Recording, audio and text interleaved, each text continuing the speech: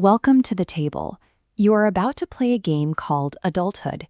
It is complex, the rules are often hidden, and our friend right here, the wise owl, is your game master. Imagine you spent the entire month working hard, flipping burgers and sweating over a hot grill.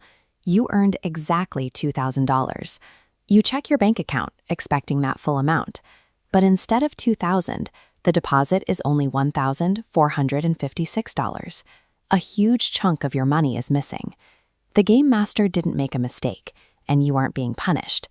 You have simply encountered your first mandatory rule. Before you can make a single move, you have to pay the entry fee. That missing chunk is taxes. Think of taxes as the cost of civilization. It is basically the subscription fee you pay to keep the actual game board running. Look at this massive construction site. Your fee pays for the government to build these roads, fund local schools, and make sure the places you eat are actually safe. The game collects this fee in a few different ways. Income tax takes a slice of the money you earn at work, while sales tax takes a tiny slice of the money you spend at the store. Watching your hard-earned points disappear is frustrating, but without that fee, the roads, schools, and systems we rely on wouldn't exist. You are paying for the safety and structure needed to build your own wealth. Next up is the bank. Most of us imagine it as a heavily guarded vault, where your money sits quietly, watched over by a dragon, waiting for you to return. This diagram shows what actually happens. When you deposit $1,000, the bank keeps a tiny fraction, say $100, in the vault. They take the other $900 and lend it to someone buying a jet ski.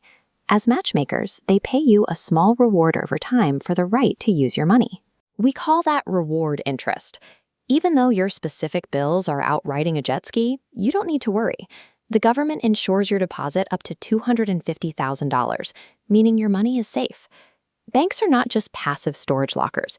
They keep cash moving from the players who have it to the players who need it, keeping the entire game alive. Now, let's look at the game's difficulty dial. Imagine buying your favorite bag of chips. You open it up, it looks half empty, and the price tag is 30% higher than it was last year. That is inflation. It is the slow, invisible erosion of what your money can actually buy over time. Your $5 bill is still technically $5, but it buys you less gas and fewer groceries. This diagram shows the primary cause. We have 2,000 people who all have extra cash, and they all want to buy a television.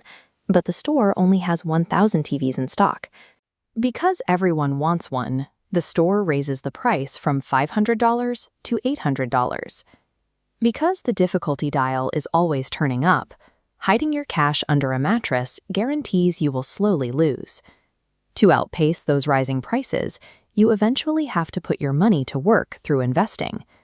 Let's say you want to unlock a major life goal, like buying a house. To do that, the game requires you to pass a check on your trust meter, better known as your credit score. Your credit score is a 3-digit number tracking your financial reputation. It ranges from a risky 300 all the way up to a highly credible 850. The most important way to build that number is your payment history. Lenders simply want proof that if they hand you their money, you have a solid track record of paying it back on time. You can have zero debt and still have a terrible score if you have never borrowed anything. The score doesn't measure how much cash you have. It measures how much lenders trust you. You have to master this mechanic to unlock the biggest assets on the board. If we pull back and look at the currency itself, we run into a strange truth. Money isn't actually real. It is a social construct. Take a close look at these crumpled bills. The only difference between these pieces of paper and a random stick on the ground is that we all collectively agree the paper has value. We see the same thing with gold. It is really just a shiny rock. It isn't inherently useful, but humans have decided to place a high value on it. Knowing this is how players win. Steve Jobs created a device with massive perceived value.